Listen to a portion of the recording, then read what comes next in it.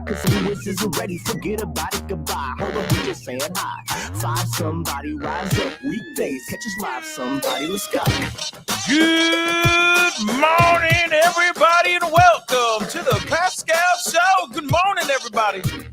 Good morning. I hope you all are enjoying your wonderful Monday. Hopefully it's marvelous and everything. Hopefully you crushed this weekend, did everything you needed to do, and then some for this weekend. I hope you all had a wonderful one.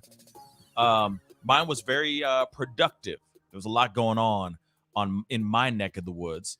As you guys saw over the past weekend, we had a lot of things that I was covering, or one main story that we were talking about quite a bit. And we got to continue a little bit more of that story today. And I got another story for you guys to look at because I think it's very interesting as well. And it revolves around the Ahmaud Arbery trial, or actually what happened, the aftermath, because they ain't done yet. They ain't done yet trying to take everybody down.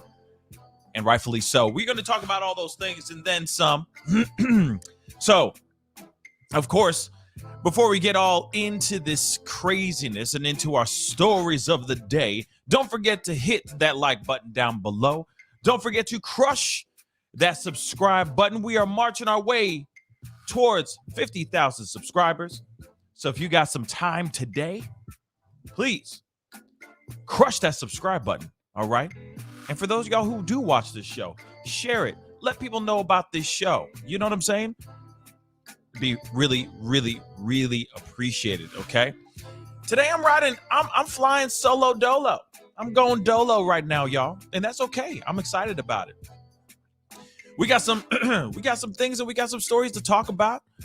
We got some very confusing things too. Like I said,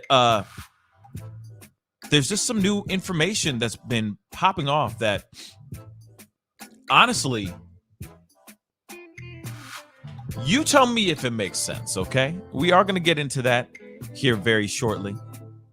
We got a couple other things going on later on this month that I'm very excited about, so be on the lookout for those things. I got a holiday special coming up very, very soon, okay? I'm very hype about it.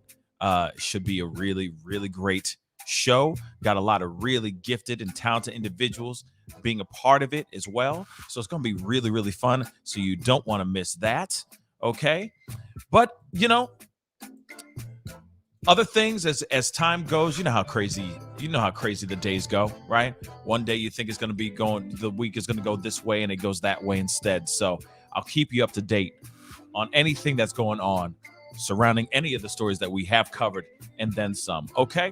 But we got to jump into the news, y'all. This microphone likes to have a mind of its own sometimes. All right, guys, we got to get into these stories here because, like I said, this thing just does not make any sense. Now, we already know everything that's been going on with this Oxford High School tragedy, right? Where Ethan Crumbley went into a school and did some very unthinkable, heartbreaking, mind-blowing things, right? Then, of course, over the weekend,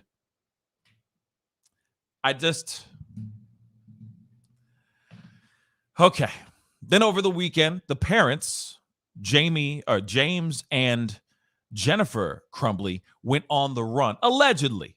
We got to say it. We got to say allegedly, but went out on the lam. All right. Kick rocks. Just up and ghosted everybody, right? And they were found inside of a warehouse. Now, the question remains is mainly the question that's lingering right now is who let them into the warehouse? Who let them into the warehouse? And were there any connections? Was there a relationship, right? Was there friendship? How did they know each other? So on and so forth. Well, I got an article and we got a few videos or a video that I want to show you guys. And like I said, this just does not make sense to me. Okay. So as you see in the title down below, police are going to be investigating the man who helped them, quote unquote, because I have to put them in quotations, help them, quote unquote, hide. Okay. Go into hiding. Okay. So I got an article right here. So let's take a look at this, shall we? says right here, artists didn't know Ethan Crumbley's parents stayed in studio. Okay. Now, for one to have their own studio, you must be doing pretty damn well. Either as you must be doing pretty damn well as far as an artist, right? Selling your art pieces, or you just have a really, really good job and you happen to like to have your own space where you can create, throw some paint around and have some fun, right? You know, your own little sandbox, if you will, your own playpen away from home, right? So this is the man right here. And, you know, you look at his paintings, you could see that he has obviously he has a passion for it. Now, whether you think he is good or not is up to you, right? Art is in the eye of the beholder, right? Allegedly. So this man, Andre Sikora, hopefully I'm pronouncing his first name right, is the man that let these two in. They let in these two individuals right here. Let them in. The Crumbleys, okay, into his studio. There was no signs. There was no signs of breaking in. These two did not just come out of nowhere and just break up. Just happen to do a B&E. Okay, they didn't perform a B&E up in this piece, y'all. They just got let in. So let's look at this article, right? Andre Sikora, okay? The Detroit artist who owns a studio where Ethan Crumbley's parents were caught had no idea the couple stayed overnight, his lawyer said on Sunday, yesterday. Andre Sikora, 65, had a quote-unquote friendly relationship with James and Jennifer Crumbley, but was clueless to the charges, all right, that were brought against them on Friday, the same day the pair showed up at his workplace, allegedly from what the attorney has said to the Associated Press. There was a lot of confusion, and the Crumbleys went to him for safety. Okay, friendly relationship. They ain't best friends. They ain't chilling in the cut. You know, I mean, maybe they see each other on at little events, maybe, type of thing. When you say friendly relationship, what does that entail? What does that entail exactly? Because for me, I'm going, okay, if they were just friendly, right? If they were just cool, like they were just all right, would you open up a door and let people stay in your home, stay in your studio nonetheless, if you're just friendly with them? Would you? Curious. Would you?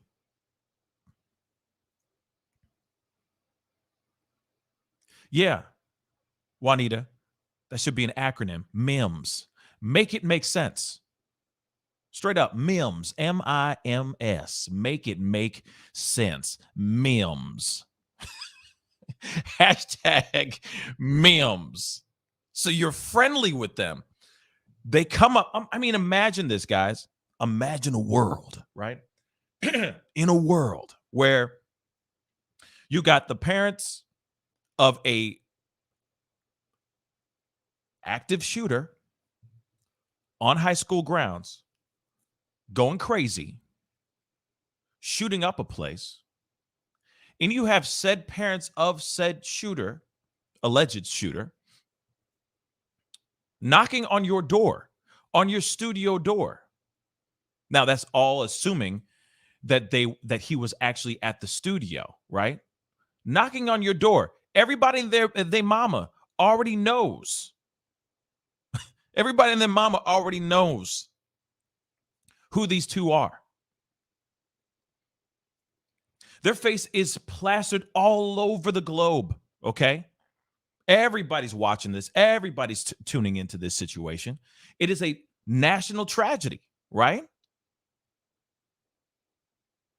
So come Friday, Andre Sikora, Mr. Sikora, would have already known about what their son, the Crumbly son had done that day, or on that Tuesday when it all went down. So this is a friendly relationship. They are knocking on your studio door, which, by the way, apparently, allegedly, Sakura does not live inside of his studio. Some people live in their studio. Some people have a bed and they just, it's their living quarters, right? But no, this was not his living quarters. Allegedly.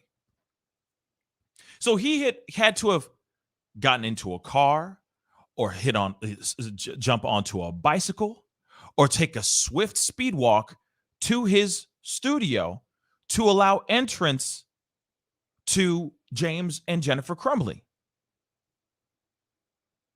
So, quote unquote, friendly relationship does not work for me here. Like I said, hashtag memes. Make it make sense, y'all. Memes. So, continuing on in this article, he says he didn't know about the charges. They were there in the daytime. He left in the early evening. He didn't know they were still there. How do you not know they were still there in your studio when you probably have thousands of dollars worth of equipment, paint, any types of material that you use for your media, for your art? And yet you didn't know that they were in your crib when you left? But that's your spot. Not your crib, I'm sorry, but that's your studio. So you're telling me you didn't know where they were when you walked out the door of the studio in which you probably only possess the sole key to the front door of that studio? Like I said, memes.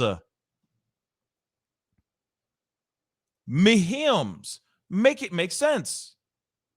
Math ain't mathin'. every saying we could think of all day long. You know what I mean? How rude. What you talk about, Willis? Have mercy. You know what I'm saying? Everything. Did I do that?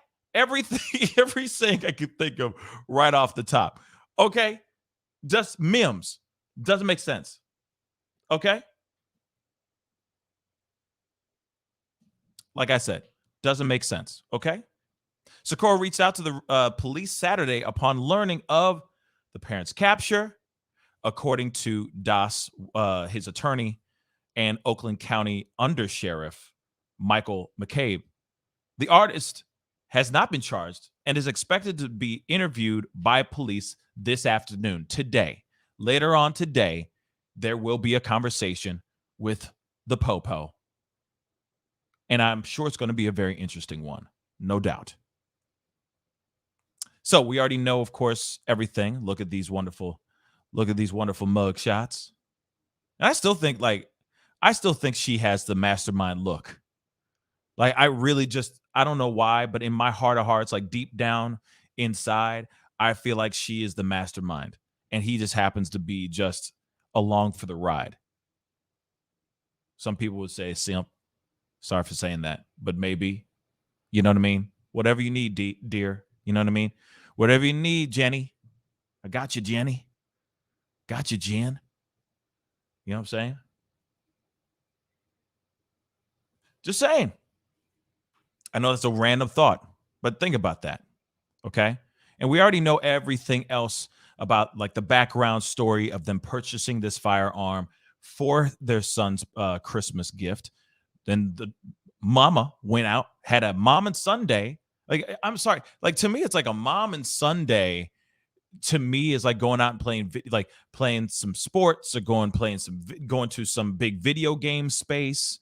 You see what I'm saying? Or going getting him some brand new pair of J's or something. I mean, obviously, you know what?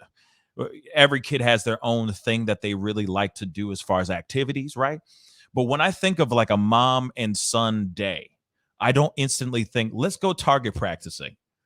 Let's go get a gun and shoot someplace up. To me, that doesn't compute for me. Mom and son day does not compute like that to me. But every family's different. I'm not going to knock that. Every family has their own things and activities that they enjoy, but that part does not make sense. And the fact that they were putting that all over their social medias, making it seem like that's like a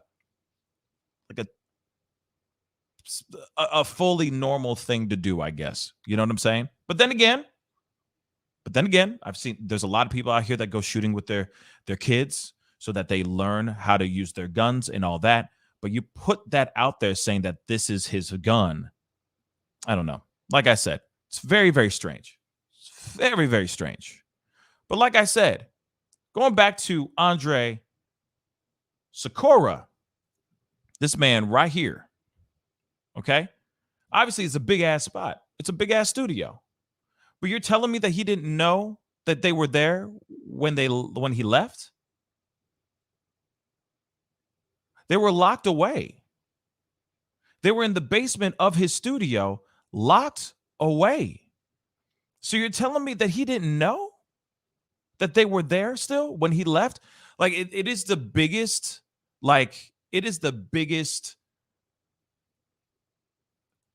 display of denial I've ever seen in my whole entire life. Now, I understand, like, as far as when it comes to maybe when he left, right? Maybe he didn't check online. Maybe he wasn't looking at his news feeds, or maybe he's not a huge social media guy, right? Or a tech savvy individual. But everybody and their mama knew that these two were these parents of a criminal, of a murderer, allegedly, right? Clearly, he knew that at least. And you cannot tell me that the parents weren't watching their phones, checking their social medias as much as they can.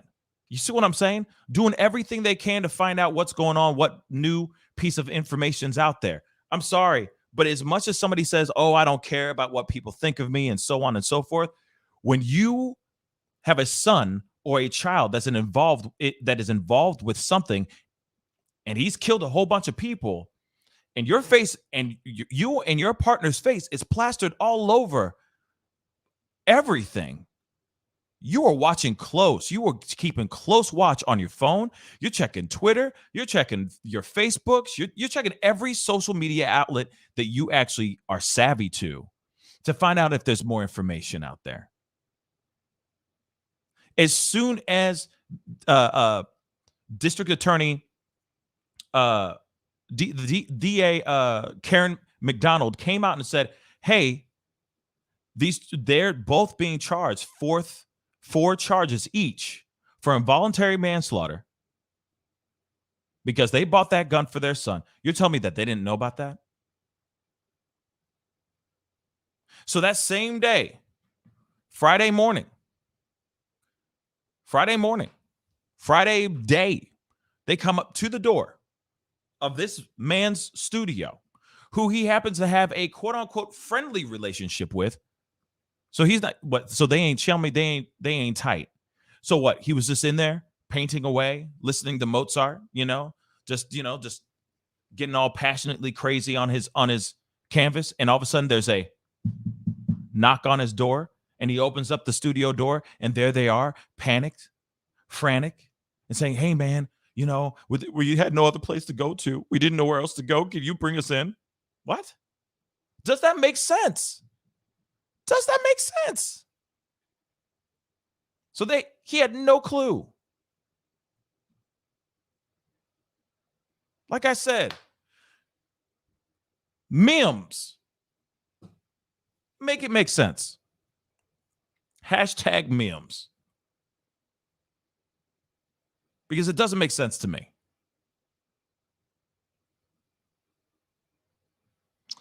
We got a news clip thingy thing, because I wanted you guys to see this as well. And by the way, please hit that like button down below. It'd be really, really appreciated. I see over 350 souls watching the show right now as we speak. Please check, please do me the favor and hit that like button down below. Send those past 200 likes. That would be amazing. But there is this other clip here that I want to show you guys, just kind of echoing what I'm saying. Well, investigators will be meeting with that 65-year-old Metro Detroit artist whose name is Andre Sikora. They'll be meeting him later today here in Oakland County to discuss the information that led up to the arrest of the Crumbleys. On Friday night, police and federal agents swarmed this warehouse while searching for James and Jennifer Crumbley after they failed to turn themselves in. It was a tip that ultimately led them to that location. We believe an individual clearly gave them access, let them into that secured area, and after the warrants were in fact issued for them and they were wanted. So once all the facts are put together and presented to the prosecutor for charging decisions. Metro Detroit artist Andre Sikora's attorney, Clarence Doss, says his client is innocent and has not been charged with any crimes, and says Sikora voluntarily contacted investigators to provide them information. His attorney says he texted the Crumbleys earlier in the week, not knowing that they were part of the investigation. And what happened was Mr. Sikora actually texted the Crumbleys earlier in the week when he heard about what happened in Oxford, without even knowing that they were remotely involved in it, but was offering his condolences and hoping that they were safe. Later on in the week, that's when the Crumbleys reached out to Sikora. It was only until later in the week that the Crumbleys reached out to him and said that they were in fact involved. And on Friday morning, while Mr. Sikora was already at work and before charges had even been announced, the Crumbleys asked for a safe place to stay to avoid death threats and hostility that was surrounding their home. His attorney says he didn't know that they were wanted until the next morning when he was watching the news, seeing that they were arrested at his own warehouse. His attorney maintaining his client's innocence. I believe once the facts actually come out and the timeline is established, Mr. Sikora won't have any responsibility involved. Okay, I'm rolling this back because there's a part. So he sends a text to them basically saying, hey, I hope you guys are okay. I'm just making sure y'all okay. Right? And then, they, of course, like I said, let me roll that back because like I said, it's weird to me. Crumbleys reached out to Sikora. It was only until later in the week that the Crumbleys reached out to him and said that they were in fact involved. And on Friday morning, while Mr. Sikora was already at work and before charges had even been announced, the Crumbleys asked for a safe place to stay. Okay, so he was already at work. So he was at the studio, I'm assuming, right? Because I don't know his job title, right? I don't know what he does for his 9 to 5 or on his daily. It could very well be his daily. I know a lot of very successful artists that stay straight busy all the time. And they just basically 9 to 5, they're painting. They're creating great works of art, right? So you're at home, you're at the studio. You reached out to them basically saying, hey, I hope you're okay, so on and so forth. Because here's the thing. Obviously, a lot of people are going to sit there and go and feel for the parents as well. There's a lot of people that are going to, as you see in various shows, previous shows that we've had before. There's always people out there that are going to sit there and try to defend the parents. Like, hey, yes, it is about the environment. It is about your surroundings and all that, right? But it also is like, if the child is just bad, the child is bad, right? It can't always just be the parents. Well, this particular situation is a little bit of a different scenario, but still, there are people that are going to still go and say, hey, I still feel for the parents because what if they didn't know? We don't know everything yet, so on and so forth. So I can see why Andre Sikora would have said, hey, let me reach out to them to make sure that they're okay, right? Because God knows what the parents, before they ran off, of course, God only knows what these parents are feeling, right? Or there are people out here, there are some crazy individuals that are supportive of this type of mentality, this type of act of violence, right? So they'll sit there and go, oh, I feel so bad for you, but, and they'll, whatever. There's people who are, some people are cuckoo for Cocoa Puffs. I'm sorry for saying it like that, but it's true. Okay? And God knows how they know each other. Could have been from a forum, from a chat room. God knows what it was, right? This Socorro could feel like what he did, what his son did, what their son did was completely justified. You never know. But you reach out. This guy reaches out to him saying, hey, my thoughts and prayers go out to you and your son and all that stuff. And what he did was heinous and all that, but just wanted to make sure you're okay, right? And they see this as an opportunity. They see this as an opportunity. So they reach back to him and they say, hey, we are worried that our home is going to turn into like a Brian Laundrie situation where we're going to have people outside of our home going crazy, if not worse, to our home. And this guy goes, okay, I'm at work right now. Why don't you just come over here? You can stay here for the afternoon till things subside. Things weren't going to subside. So he's at work. They show up. He lets them in, and then he leaves. From my understanding, locking the door behind him, not knowing that they were still there. But yet there was a therapeutic mattress in that basement that looked like it was brand new, that was right there on the floor for them to lay on.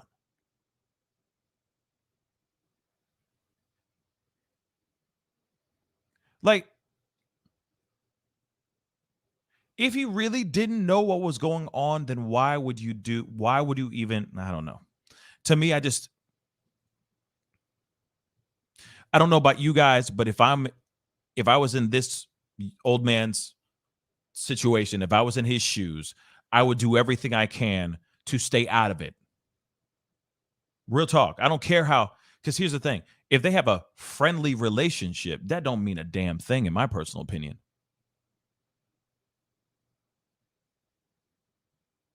Just saying. That means I don't need to do it. If this was my bestest friend in the whole wide world, then this might be a different story, right? Different situation. But at the same time, this is just a friendly relationship. You know, an acquaintance. Maybe they like each other's stuff on their posts online and stuff like that. And they respect each other's work, right? But does that mean, hey, my son did this heinous crime, killed a whole bunch of people, and we need a place to hide really quick. Can you help us hide? I'm sorry, maybe myself. I'm stepping away. I'm stepping away from that situation. I'm washing my hands clean of the situation. I'm stepping back. I'm not trying to add myself to that equation. Just saying. But the part that really aggravates me more than anything in the world, because here it is, it's his prerogative, right? Whatever, it was his choice to let them come in, and he did do that. He let them in. But the one thing that really does grind my gears and makes me scratch my head is the fact that he said, I left and I did not know that they were still in my studio. First off, now any person can go in there knowing if they want to go and rob your spot, they could literally go and do that. Seriously. Because clearly you don't have a security system that's good. You don't double check your stuff before you leave. Just saying. So you don't know, like I said, Mims. Make it make sense. Make it make sense. Mims. That's the hashtag for today. All right. So like I said, does not work for me. This whole situation does not work for me. And of course, the lawyer, of course, is because it's his lawyer, is going to Esquire. He's going to sing for his supper, right? This is his job, to protect his client. So what is he doing? He's doing his job right now. But I guarantee you this lawyer knows that this dude done mucked up. Socorro done messed the hell up.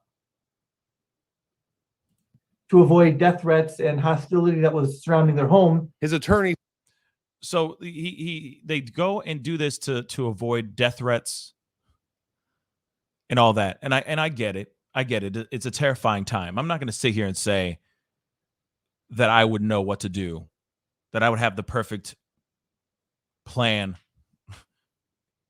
if something is like this happened to me and my wife, right? I wouldn't even know what the first thing to do. And yes, I'd be terrified for my life. But there's other added things you got to put in here. First, they ditched their car. They ditched their car. And then they went to this guy's place. Instead of going and going to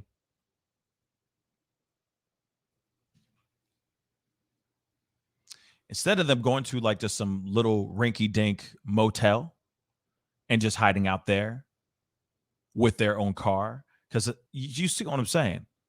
They could have done that. They could have gone to any other city within driving distance, right? And found some sort of sanctuary, some sort of peace and safety over there. But no, they decided to go out to Detroit, hide in a studio in the basement of a artist studio. But before that, ditching the car and withdrawing about $4,000 in cash. Like I said, put all this together and you tell me what you come up with. Sikora sounds like he had something to do with the plan of them escaping. That's how I see it. Maybe, like I said, maybe there was a friendly connection, but maybe it was only through forums, through chat forums. Maybe they had a phone number, or maybe they got DM'd from Mr. Sikora, and they were like, "Whoa, wait a second, he has a studio," and we don't know what those text messages say. He could have easily said in that text message, "Well, I have a studio. Come on down to my studio while I'm at work, and I'll let you in. But when I leave, I'm going to sit here and say that I thought you left. So I could just stay out of my sight, so I can literally leave. And I can actually say that I did not see you when I left the place. I did not know that you were here. You can stay here locked away in this room in the basement of this studio. No one's using it. You'll be safe here." But then I can literally say legally that I did not know you guys were here. Bang. There you have it. It's stupid. It's absolutely stupid. One other thing, though.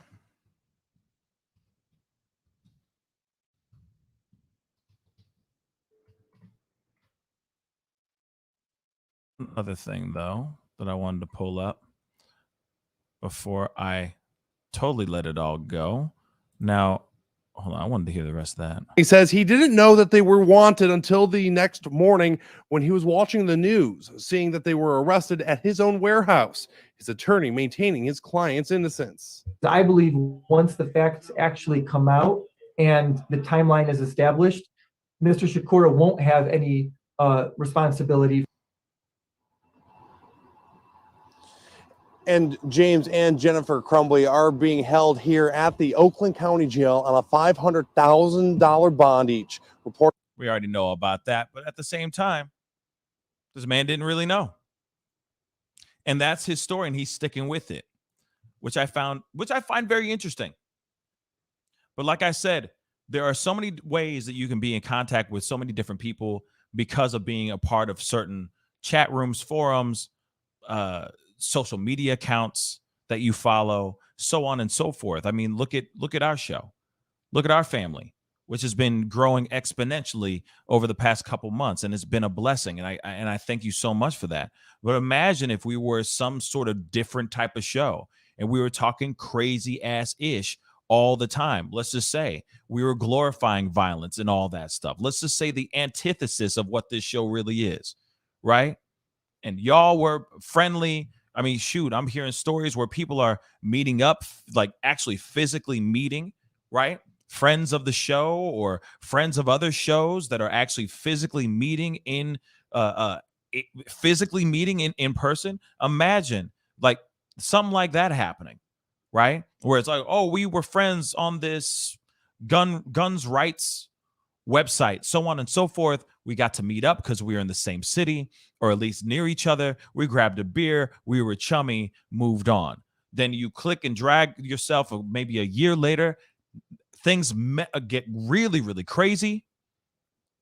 And then those people who are involved or that are connected to the situation are contacting you because they instantly were like, oh, well, who can we contact that will be okay with this to a certain extent, that will have at least bend an ear to us and give us a chance to just say our part, say our piece. Oh, let me hit up Sakura.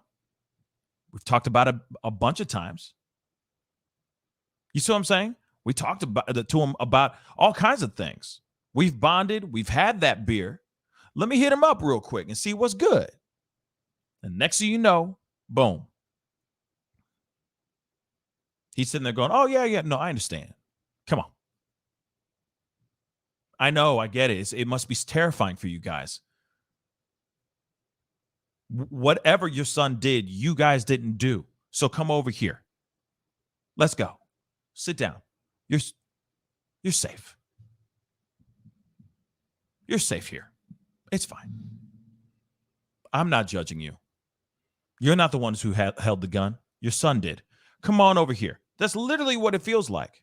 And then he's like, hey, I'm going to leave. Okay, guys? But I need you guys to leave out that front door. You can go, there's a place somewhere in the area where there's a bed. You can go there, but here it is. I can't see you go there. So why don't you go? There's that thing in the area. Then I'm going to lock up. And then I can sit here legally saying that I have not seen you. Whether or not you pick up these keys to lock yourself into this room, I can't sit here and say that I saw you do that. So I'm going to turn my back. And when I turn back around, I expect you guys to be gone out of this room. And that's exactly what they did. Left. Turned around and they disappeared. They ghosted. And then he locked up, and then he could sit there and go, oh, well, I didn't really know that. See what had happened was.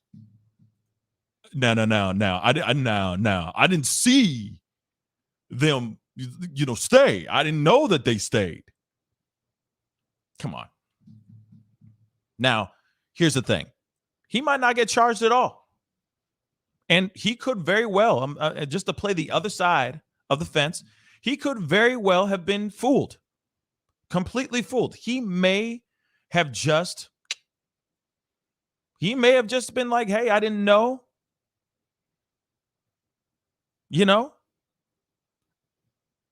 They left. I thought they left.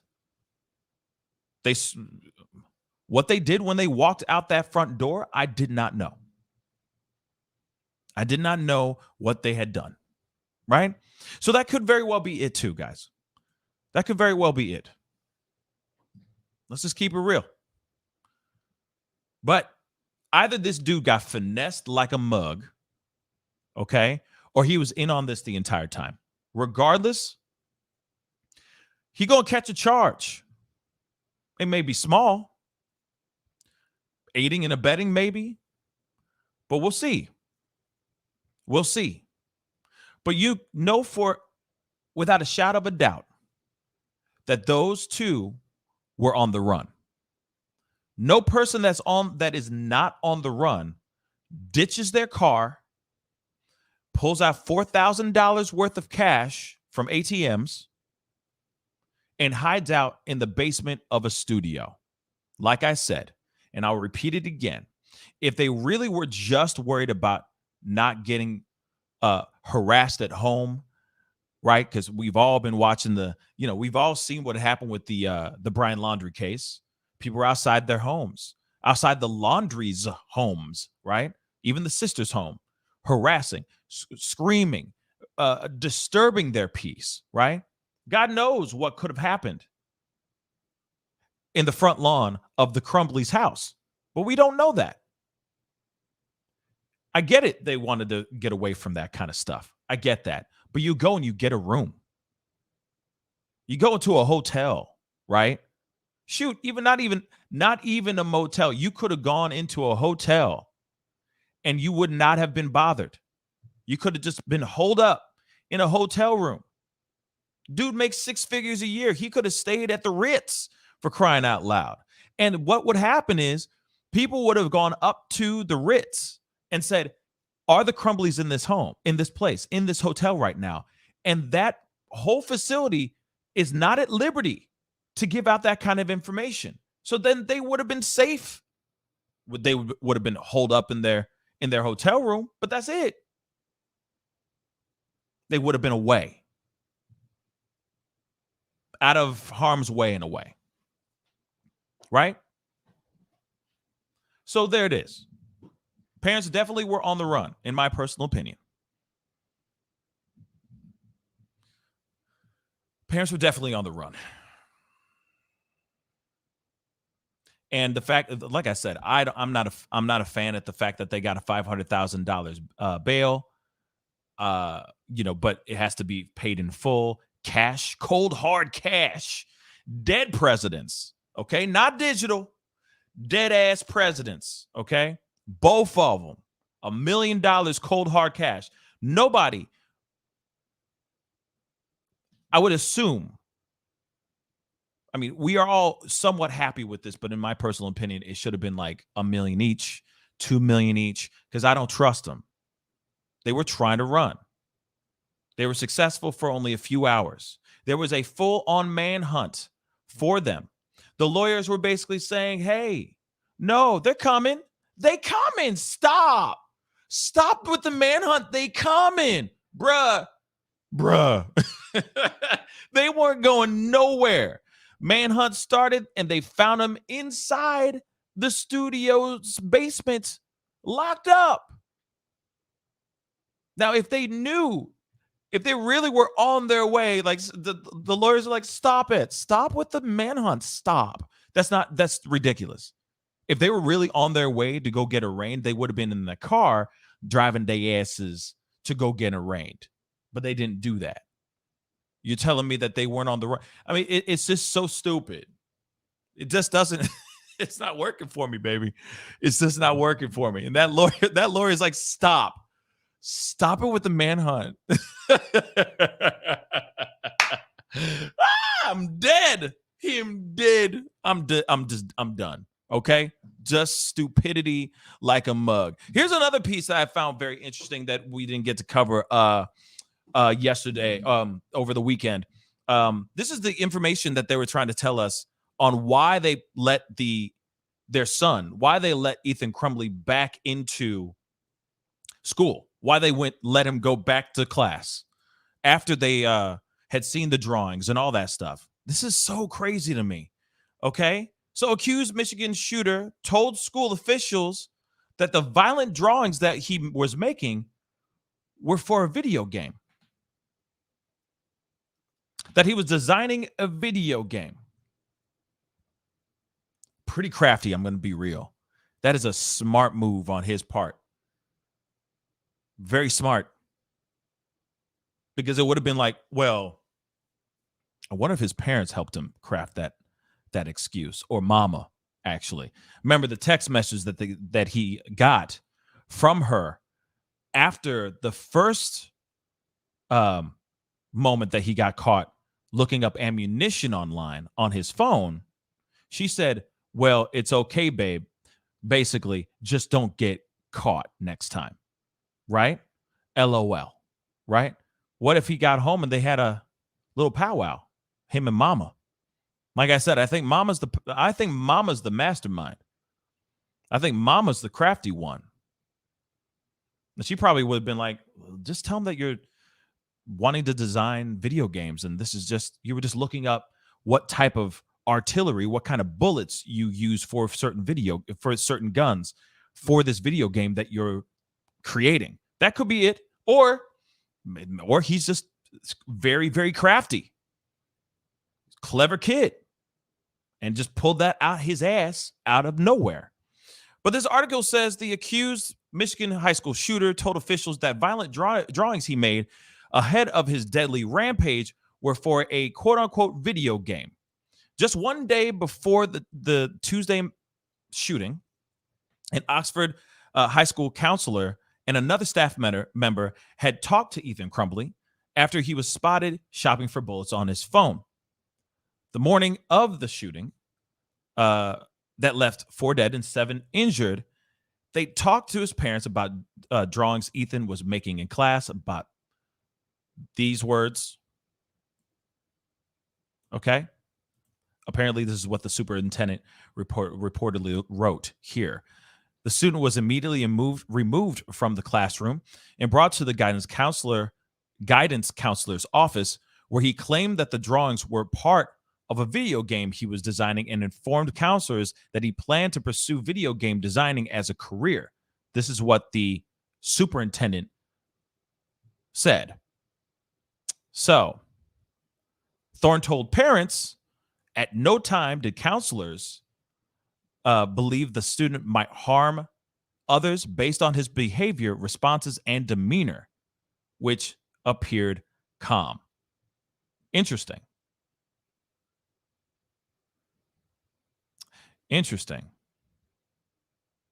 So, looks like this is a lengthy statement from the superintendent. But so they're sitting there saying that he's sitting there saying, hey, his demeanor was fine. He was calm and collected. Sociopathic, basically. That's what it makes it. That's the vibe I get. All right. That's the vibe that I get. But he was doing just fine. He was chilling in the cut when he sat down and talked to him. Cool as a cucumber. By the way, that was the same day. Hours before this meeting that he had was hours before this whole incident went down. Before this whole tragedy went down. He had the gun in his bag, in his book bag. He had those violent drawings with him.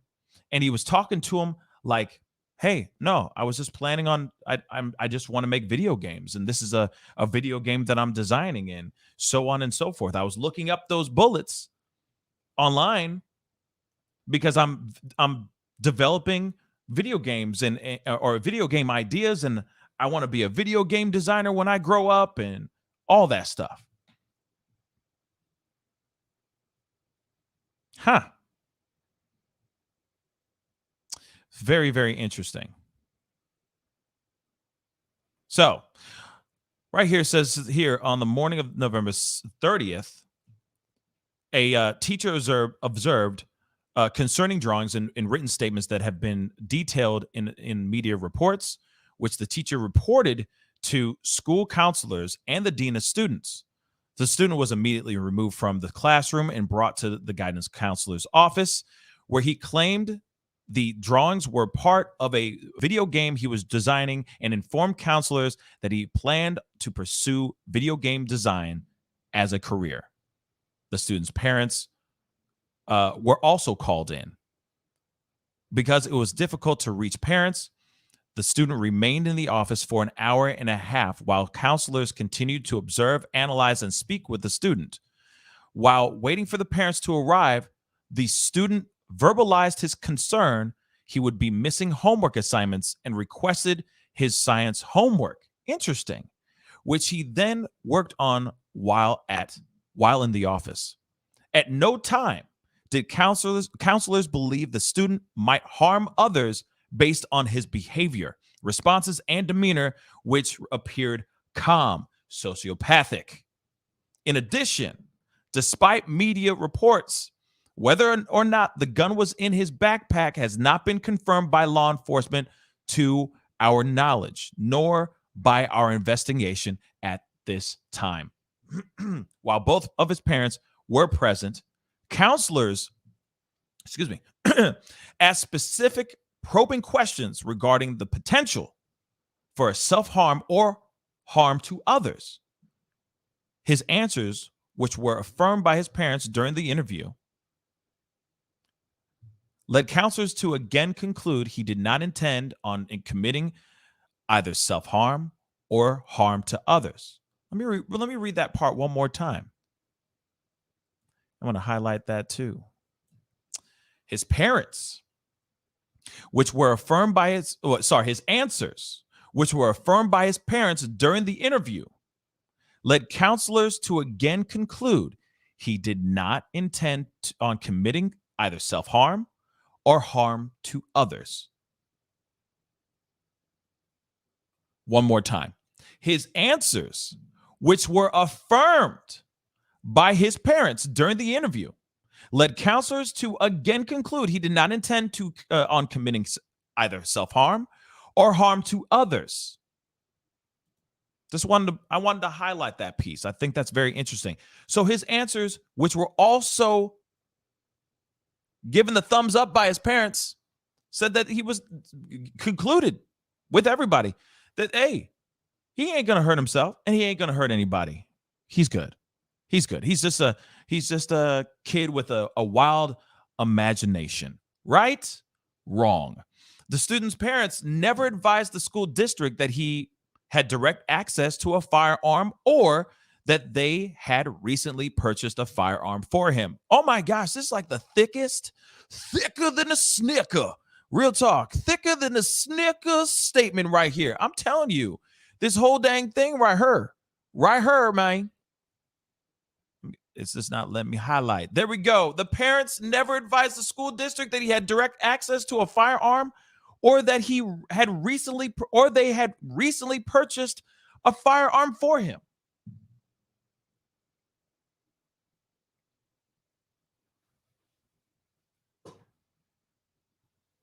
They didn't say, oh, by the way, forgot to tell you this one, guys. Sorry, Mr. Counselor, but yeah, my son has a gun. I mean, I don't know if he has it on him right now, but he has access to a gun. Really?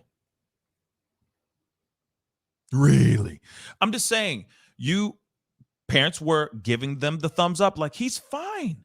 My son is fine. Look at him. He's just expressive. He's just he's creative. My son would never do something like that, ever. And then also on top of that, they didn't bother to tell him, oh yeah, he does shoot around with a gun. We did buy one for him for Christmas. It's an early Christmas gift. We went target practicing with it a few days prior to this conversation. No, none of that was mentioned. None of that. Yet the parents knew, because as soon as the 911 calls were being called and as soon as they were saying active shooter on site type thing, what happened? Papa ran home to make sure that gun was in that house. And guess what? It was not. So the next thing you know, he calls 911. Mama is texting son, Ethan, don't do it. This is hours after everything went down, y'all. Hours. So the parents never advised the school district that he had direct access to a firearm or that they had recently purchased a firearm for him. Counseling, I'm going to continue, but like I said, this whole paragraph is the thickest meal. This is the most heartiest meal of a statement. Just saying, hearty as hell. Okay? Counseling was recommended for him, and his parents were notified that they had 48 hours to seek counseling for their child, or the school would contact Child Protective Services, CPS. When the parents were asked to take their son home for the day, they flatly refused. They flatly refused and left without their son, apparently to return to work.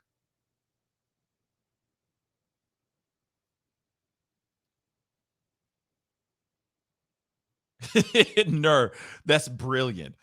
Mother out here looking like a Smeagol concubine. Facts, my precious.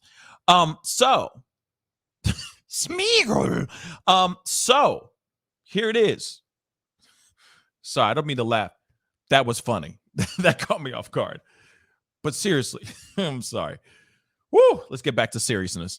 But real talk, that was hilarious, Ner. That's gold star for Nerd today. So, hold up. That just messed me up. You just jacked me up, Ner. You just jacked me up, Ner. Oh my God, there it is. That is hilarious. Now I got to pull up the photo because you ain't wrong. You ain't wrong, my precious. Oh, Smeagol, my precious. So anyway, back to the story. Enough laffy taffy. So here it is. Thick as hell right here. The biggest parts are right here. Biggest parts are right here. As you see, right there. Parents were asked to take their son home for the day, and they flatly refused because they had to go back home. They had to go back to work to make that shmoney. So you're telling me that your son's well-being, your son's mental health, which is clearly being looked at, which is clearly in jeopardy. Clearly he's not okay. He's not sound of mind and body right now. Excuse me. Clearly those things are going on, and both parents say, nope, I'm sorry, we got to go back. We got to go back to work and make them ducats. Please make that make sense. I'm just going to let that sink down to the plums. Parents were warned that they were going to call CPS, Child Protective Services, if they did not find counseling for their son within 48 hours. So they had 2 whole days. Parents refused to take their son home because they had to go back to work. This is a crisis you're dealing with. This is your son that you're dealing with. And yet they decided not to do so. Like I said, memes, hard memes. Make that make sense. Hours later, whilst still in school, because parents had an opportunity to take his ass home. So they could have saved lives simply by saying, yes, I'll take, honey. Okay, Jennifer, I'm going to go home. I'll go home. You go back to work.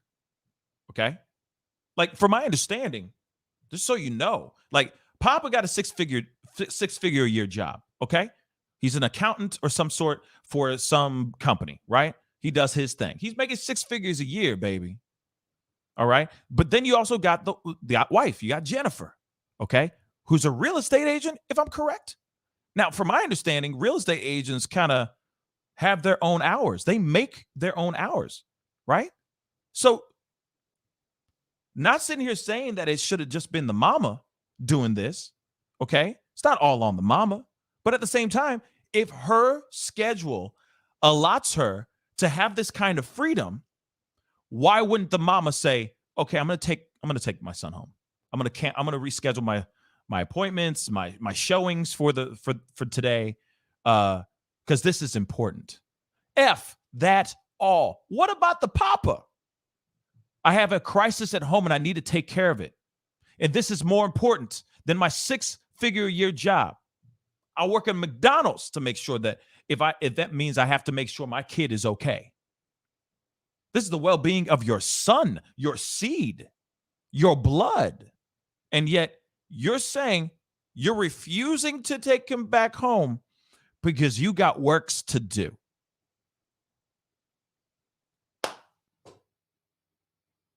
Shimon, baby.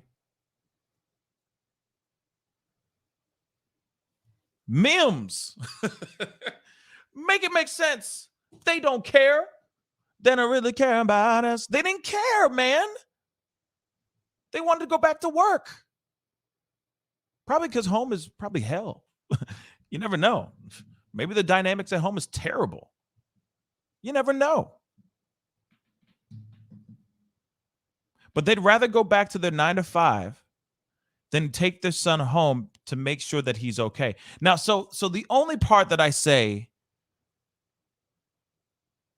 that doesn't make any sense is why they didn't say, well, then we are going to either they say like, hey, we're going to put him somewhere, or he's going to stay with the guidance counselor for the rest of the day, or hey, is there maybe another next of kin like an aunt or a grandma or a grandparent or something like that could take him in for the rest of the day, because we do not think that he is fit to stay here right now for the rest of the day. He could have literally just said that you know what I'm saying? So they could have done something.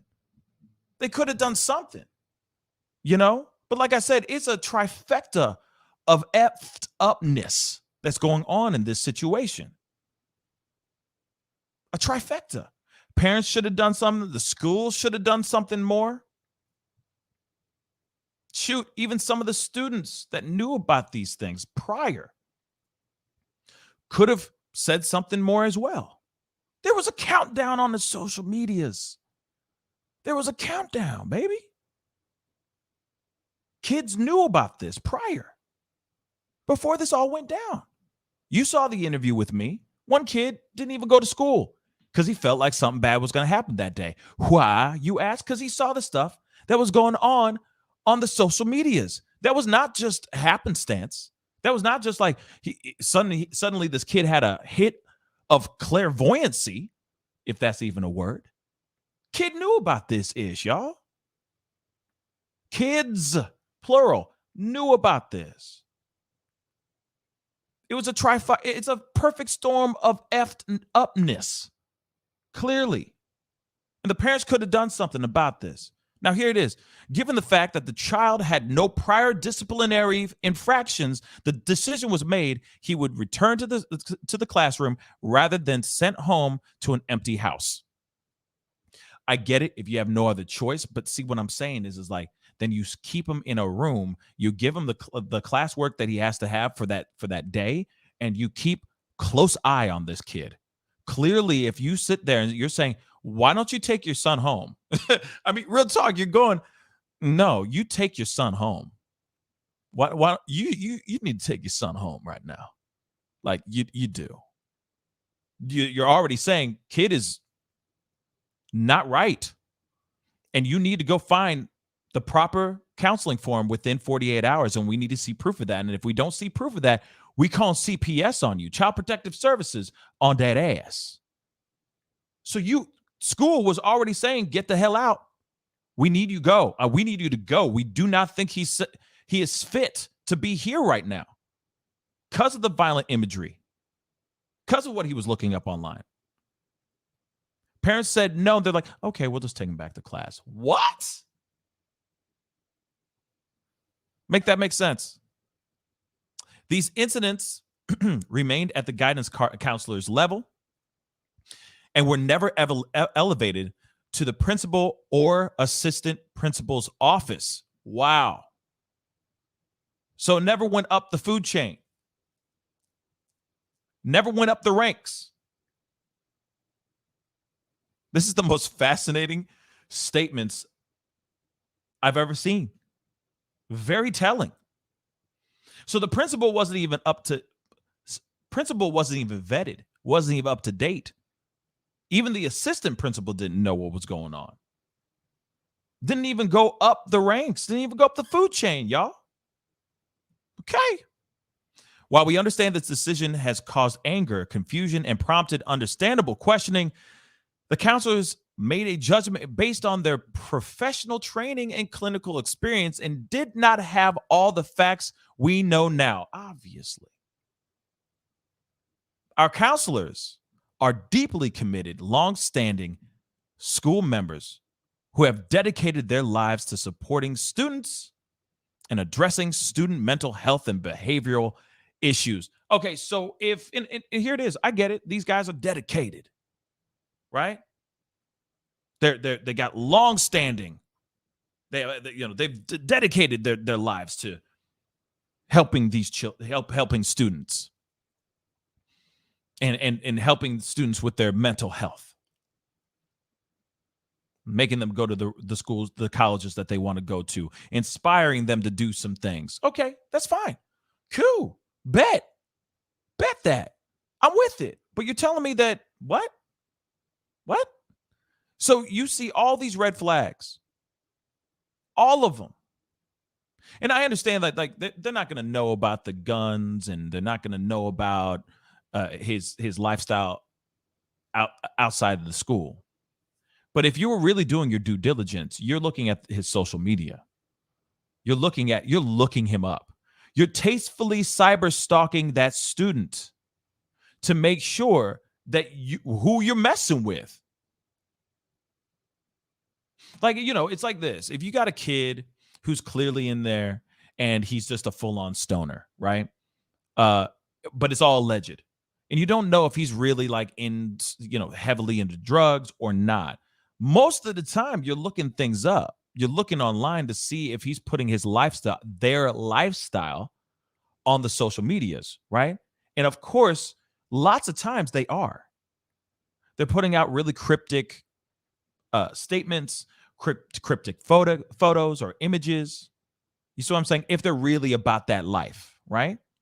Now, you look at Ethan Crumbley's social media, forget the statement that it was on the top of his page.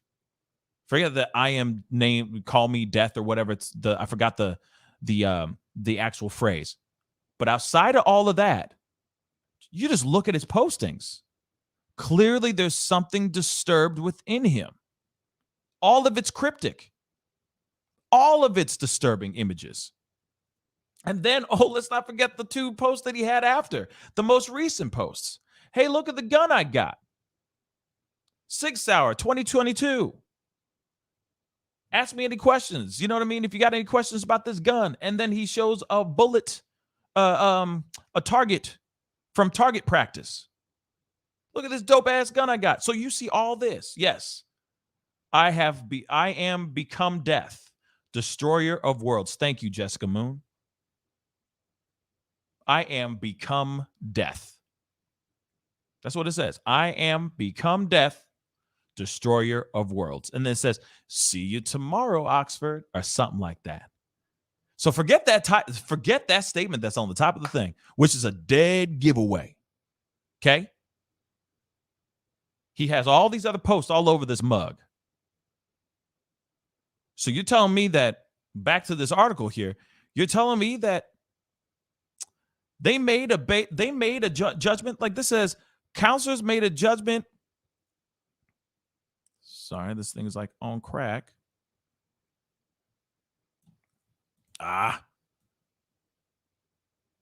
Counselors made a judgment based on their professional training and clinical experience.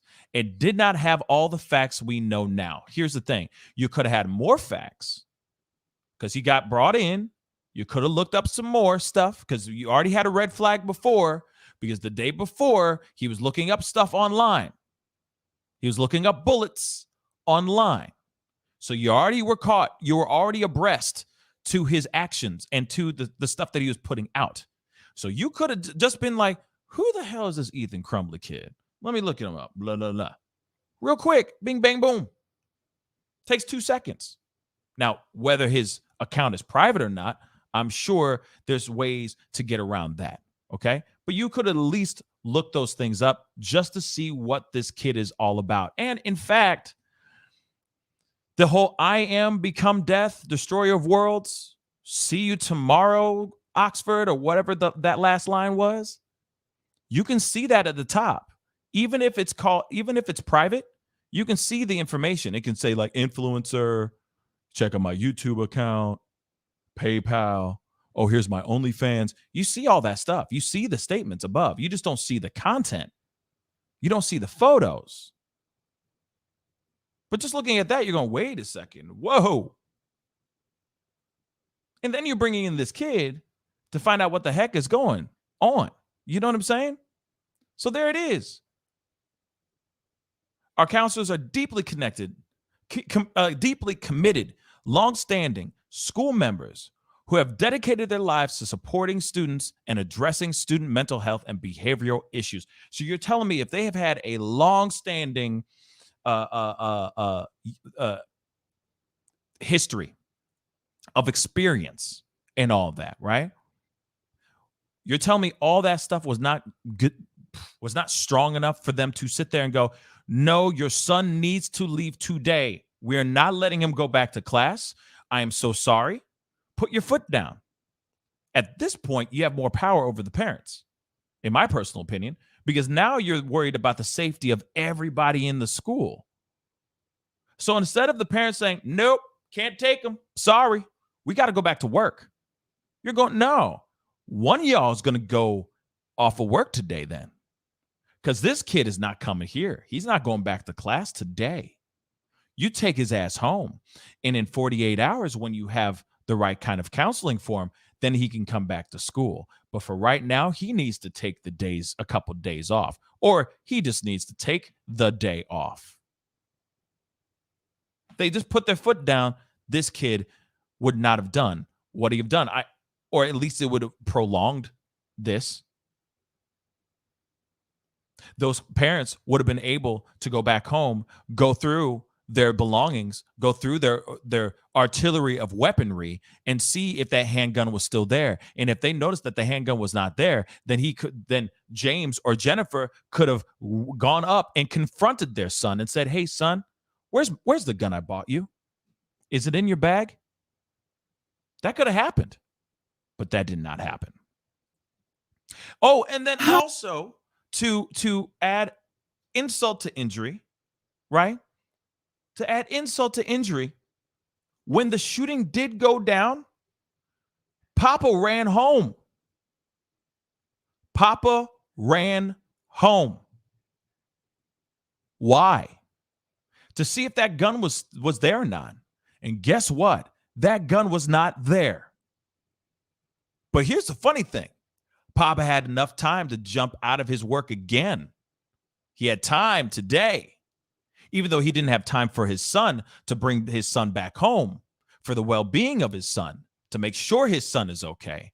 He had to go back to work to make that monies. But when everything went down, he was able to leave the work again. Same day. He got out of work twice. Interesting. He had time to run home to check to see if that gun was there. And he's like, oh, damn, the gun's not here. He had time for that, but he didn't have time for everything else. He didn't have time for his son to make sure his son's okay. Sit down and have a good talking to his son. Take the time to find the proper counseling. Huh. Interesting. But he had time when the shooting happened. Mama had time to go text her son. Don't do it. Ethan, don't do it. Whilst he was doing what he was doing. Yet they didn't have time to take him home to give him the attention and love that he needed. This young boy needed this attention, needed the attention and needed the time away from school and some time to be with his parents, to talk about what was going on in his head. And yet that didn't happen because they had to go back to work.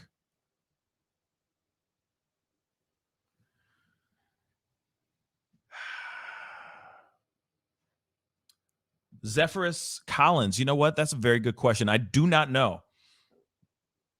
Excuse me. I do not know if that child was on, if Ethan was on psychiatric medication of any sort. We don't know any of that. I feel like I really do feel like that statement that we got from the superintendent would have said something more about that.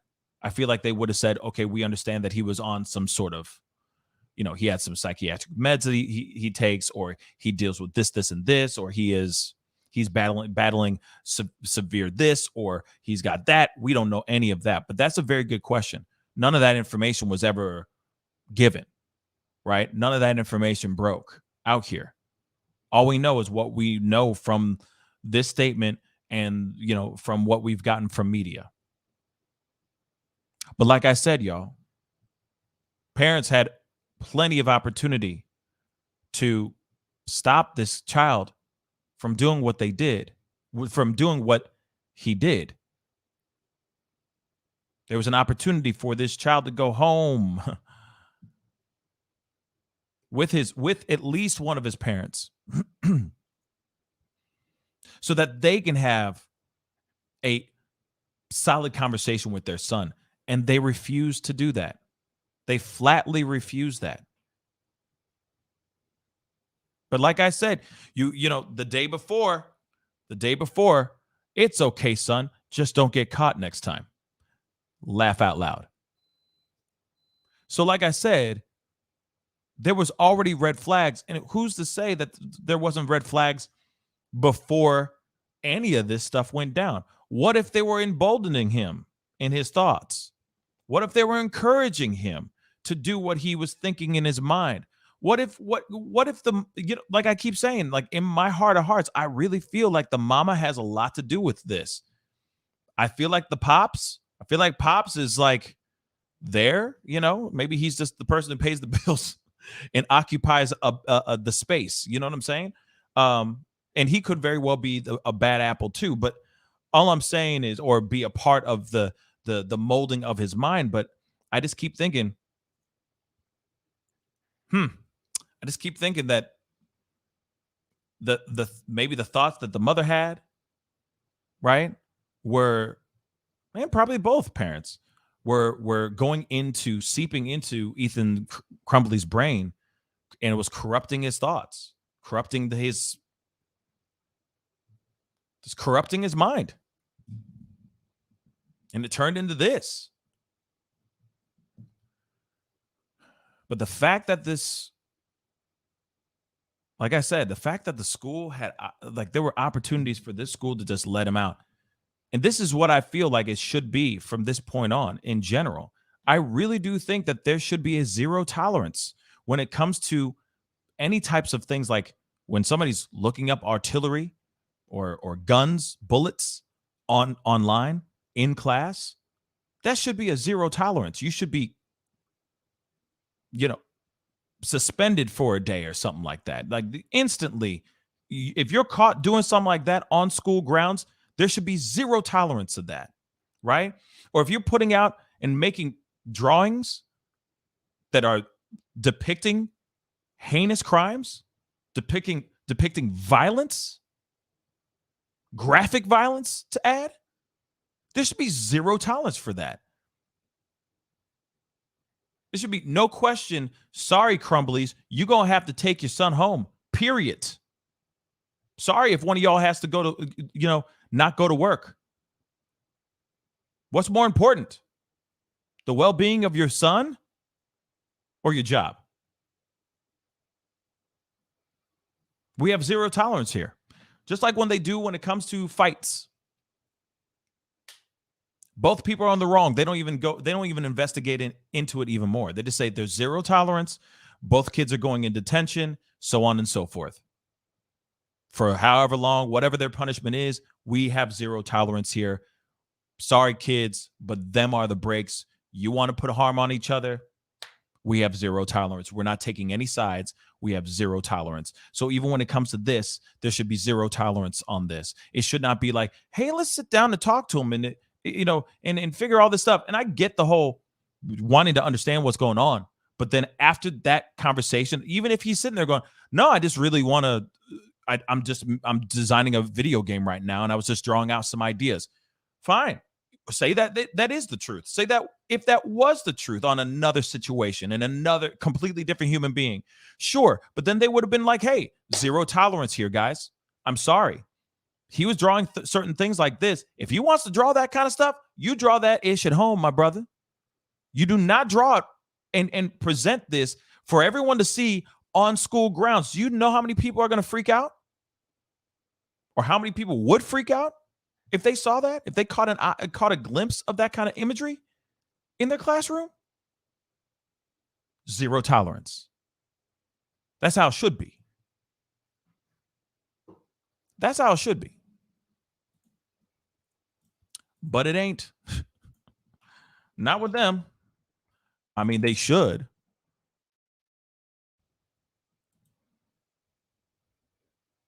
They should. Now, when it comes to this artist that was involved with this, the hiding of these two individuals, the parents, what do you think? Are they, is he innocent or is he not?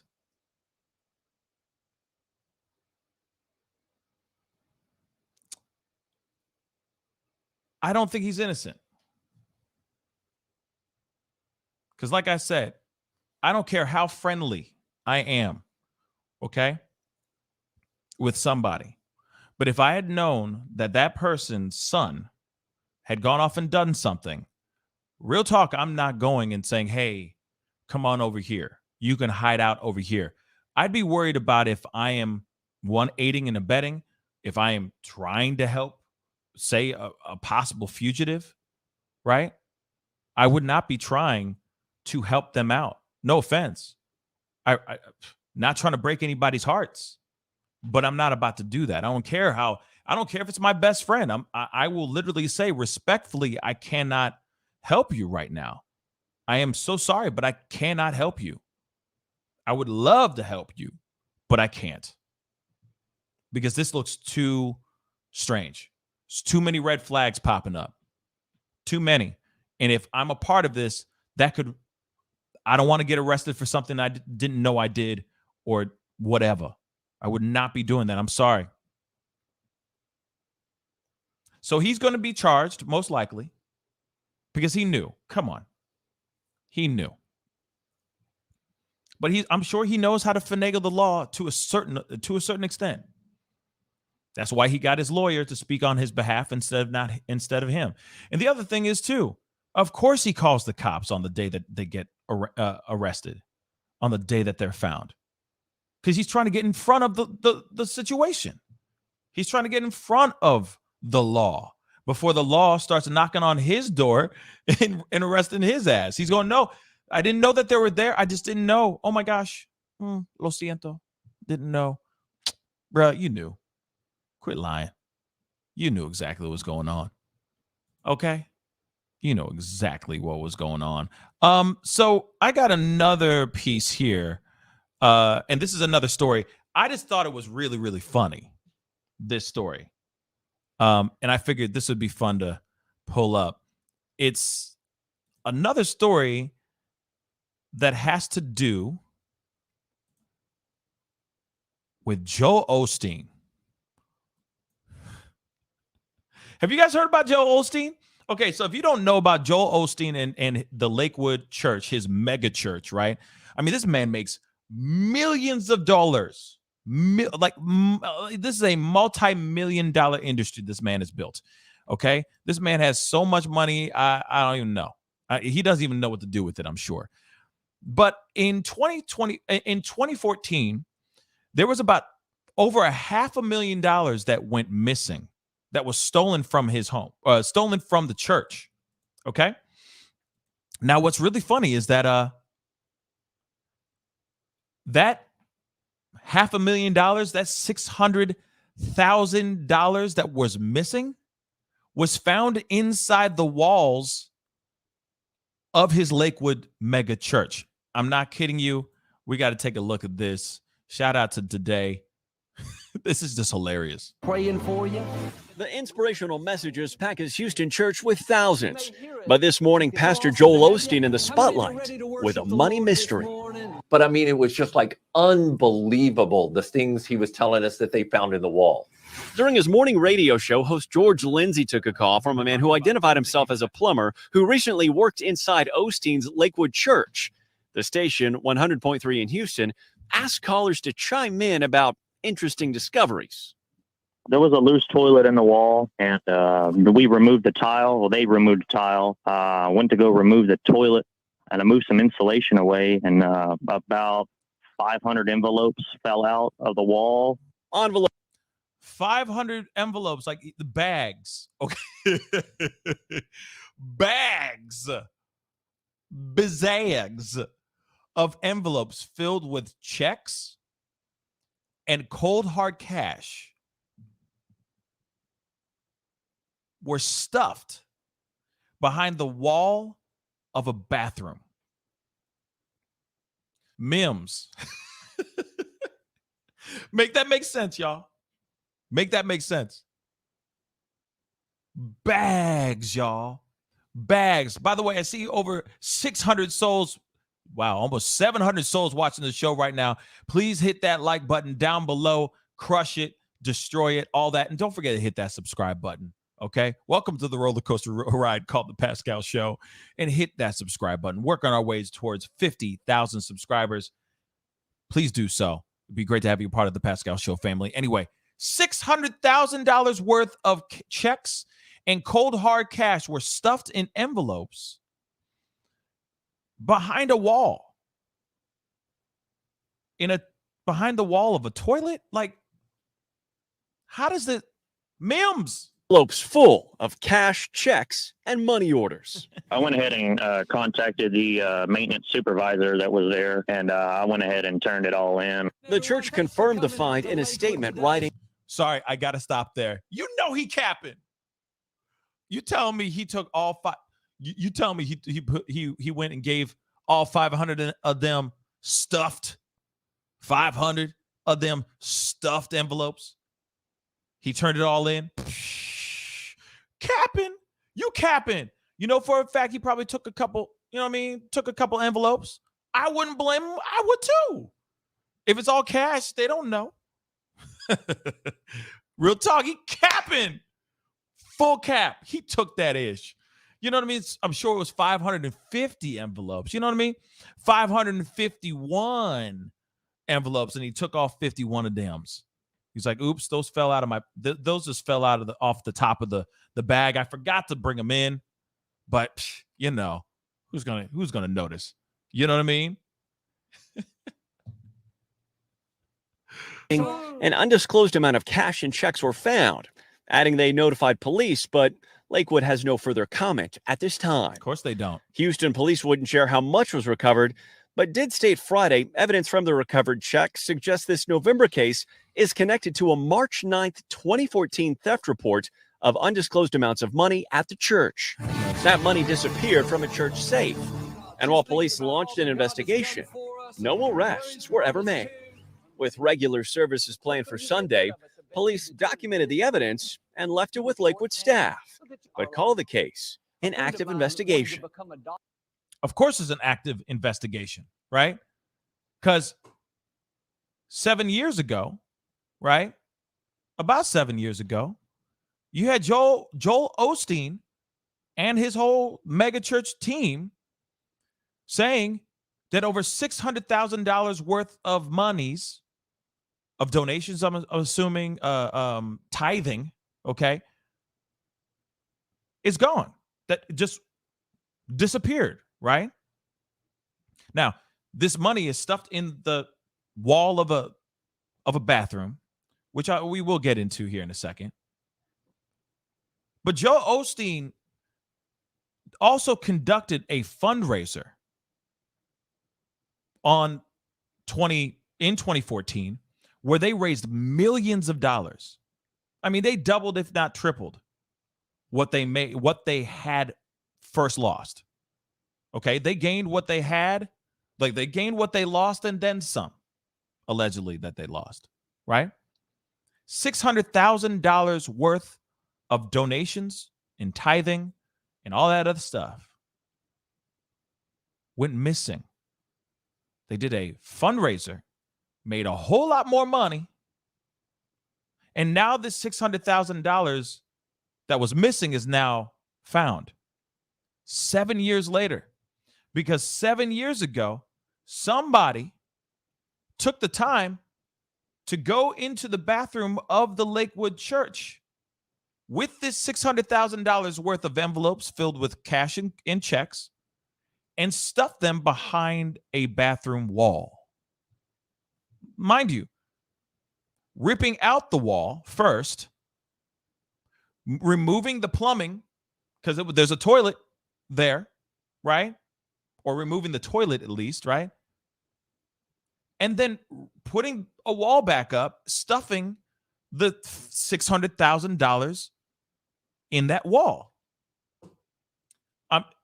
Let's be real. Depending on what that wall looked like, depending on what was all going on, you can do that in a weekend. I mean, if you got the money, shoot, you could do that real quick, right? But they took that money. Like that's some gangster stuff, y'all. This is like Wolf of Wall Street type stuff to me. He took all his fun coupons and stuffed them behind the bathroom wall. Allegedly, of course. Allegedly. But he took that. It takes time for you to take down a wall and put that wall back up. Now, they could do that like I said, they can do that before a Sunday mass, right? Before a Sunday service. They can do that. They could do that. But how did they get it done? And why didn't anybody notice this? So strange. We're going to continue. Now, there was a push to get that plumber some reward money after that incredible find, but Crime Stoppers says that the expiration for the tips had already passed, and that if you are to hand over a tip, it must lead to an arrest. And as of right now, Peter Kristen, no arrests, no suspects named. Interesting. Of course they're going, oh, shoot. There was the $20,000 reward for any tips or anything like that. And oh, darn, you just missed the threshold. Just this close. But don't worry. I guarantee you, he took a couple envelopes. He at least, you know what I mean? I'm sure he took a couple thou. All right. I would. I'm sorry. I would just put whatever I can into my pockets. Those kind of challenges. Here's grab as many whatever's as you can in your pockets in 30 seconds. I would have done that real quick. I would have just stuffed it. They weren't in dire need of that money. They clearly don't need that money. Have you seen the mega church? They don't need it. I would have taken the money. I would have taken some of that money. Not all the bags. That's insane. But, just a few. Pay off my mortgage for a couple months. Something. Shoot. For my heart, for me finding this, that's like finding a pirate's booty. You know what I'm saying? I'd do it. Dagnabbit, I'd take some money. They don't know. They ain't none the wiser. Send it back to you. Unbelievable. Morgan Chesky, thank you for that report. I keep thinking about the moment that the plumber found those 500 envelopes. Yeah, I'll tell you one thing we'll be doing this weekend. That's checking behind the toilets at our house. Good tip. Good advice. Stash back there. Sorry. Now apparently I got to go check behind my bathroom now. But there it is. Now the question I have is this though. Okay? Like so the bathroom was all, walled up and stuff, right? I'm sorry for laughing like that, but that was cheesiest joke in the world. Anyway, but that's what he gets paid to do, to make those cheesy ass jokes, right? And that kind of commentary.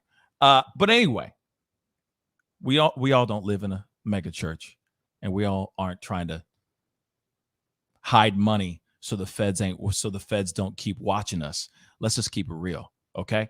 But let's talk about that here.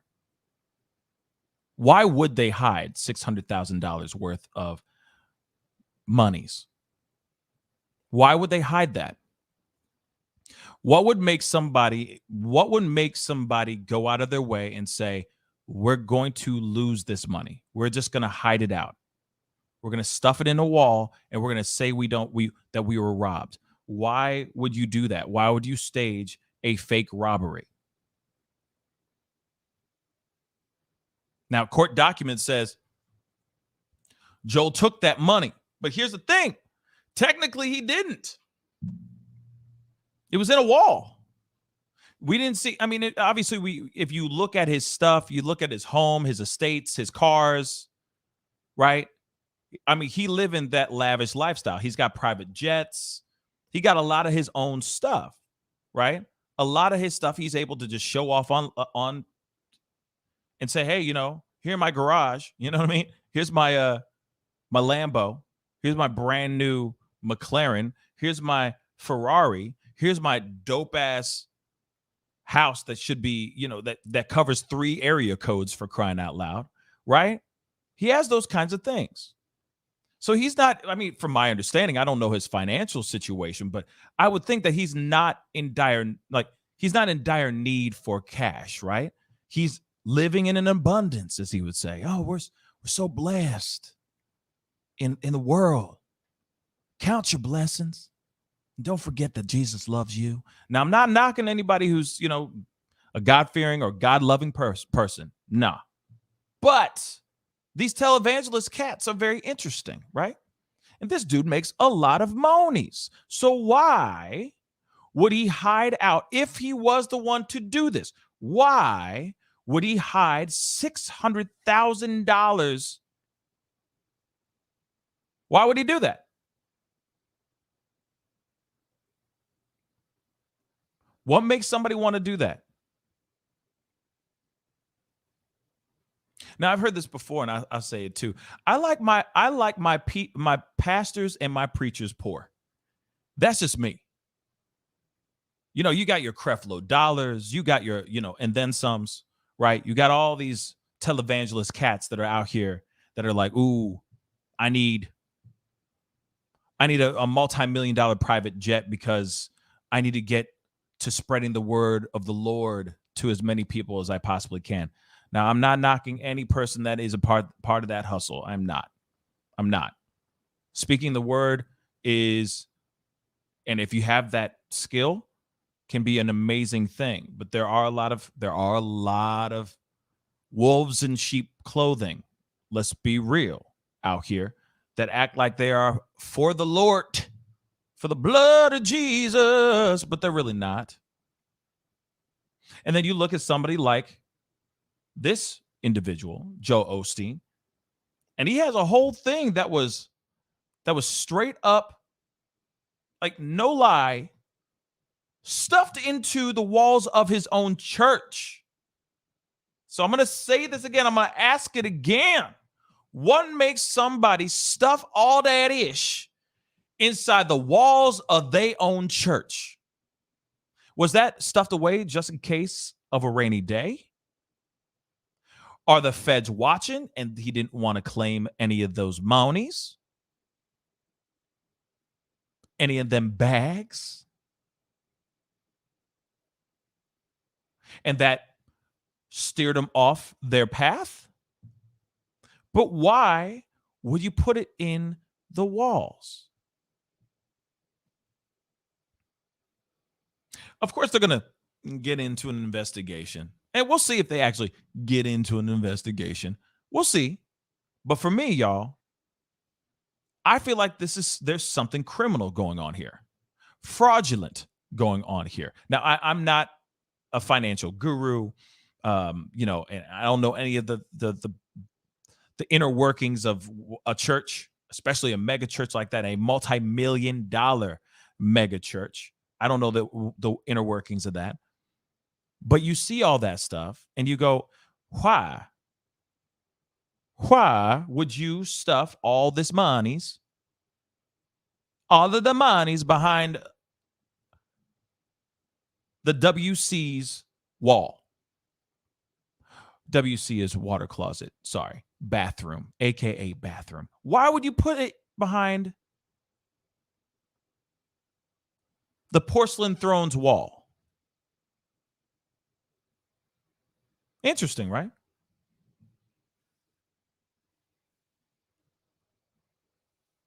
James Joseph said, an idiot thief. Yeah. So you steal from that place. You go, you know what? The best place I could put it is right behind.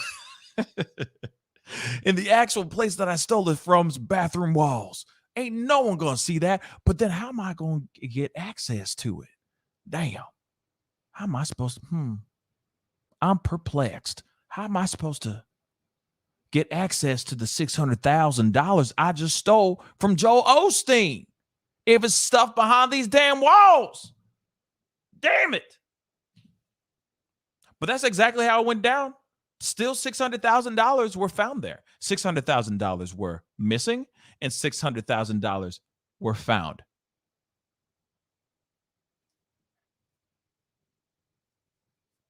Just saying. What idiot would go into thievery, secure them bags, and then take the monies and stuff them into a wall inside the place that they actually stole it from? Then also imagine this, right?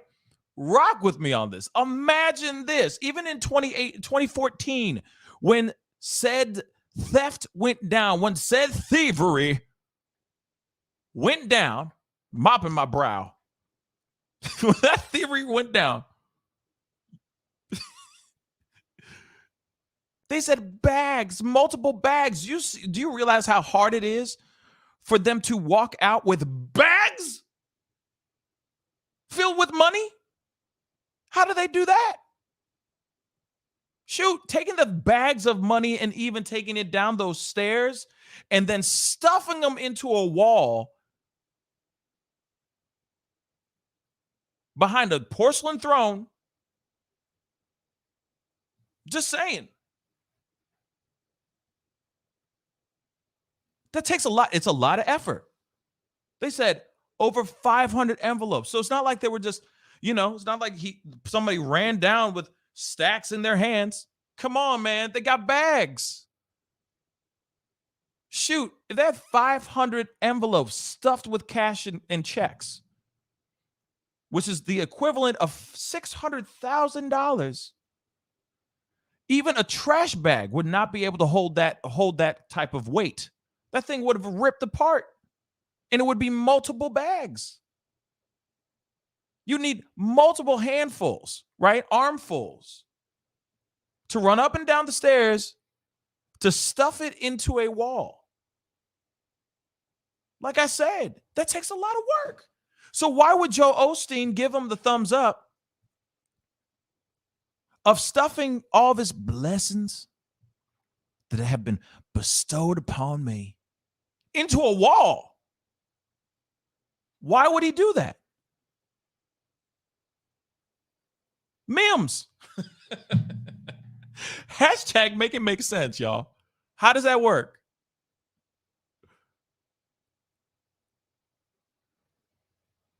Shoot, I've got words. You know what? I've got words too. But anyway, nah, son.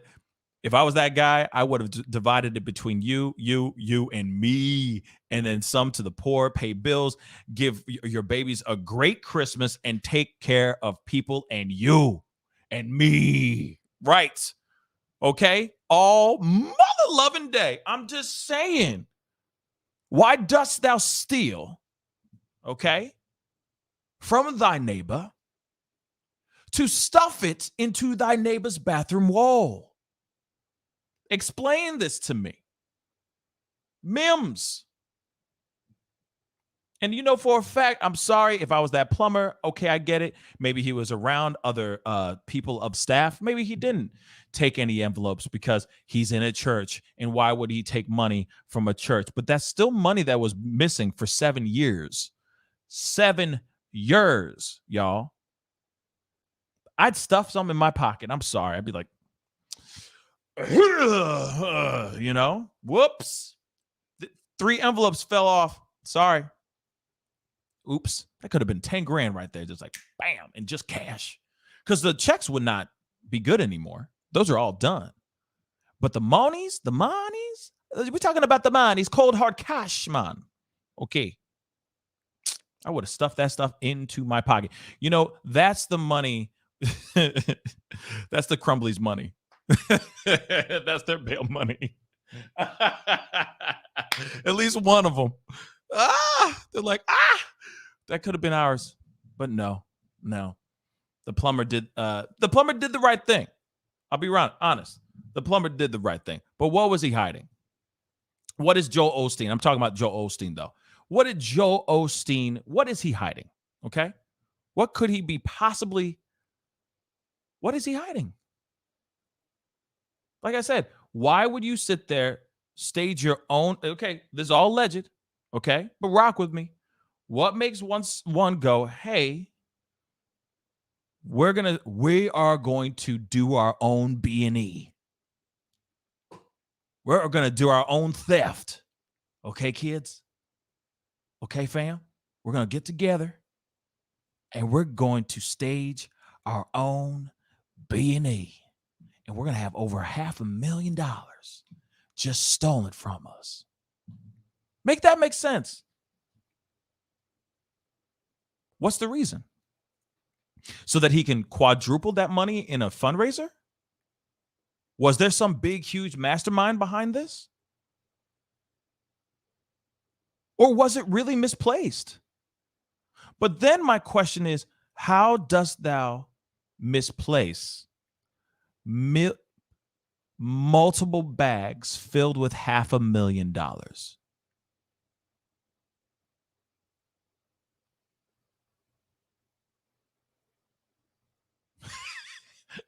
Patricia, that's hilarious. Yes. Oh my goodness. We're going to make a church heist. Like that's insane. He's doing his own Tom Cruise Mission Impossible, marionette thing. Descending from the top of the mega church, hovering over his own money. Just because they got sensors and stuff. Get me down lower. That doesn't make any sense. Okay? That doesn't make any sense. So what was he hiding? Right? Because he had to have staged his own B&E. Sorry. Oh God. I got time today, guys. But he staged his own B&E. But why? What was what is inspiring him to do that? Like I said, was it the feds? Are the feds watching? And he was like, no, I don't want to make it come off like any type of way. What was it? What makes one do that, y'all? Something else is going on here. Something much deeper is going on than just $600,000 being stolen. And the thing is that because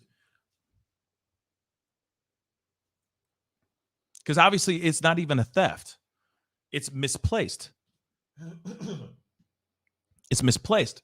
So the question is, how do you misplace $600,000? Just answer that to me.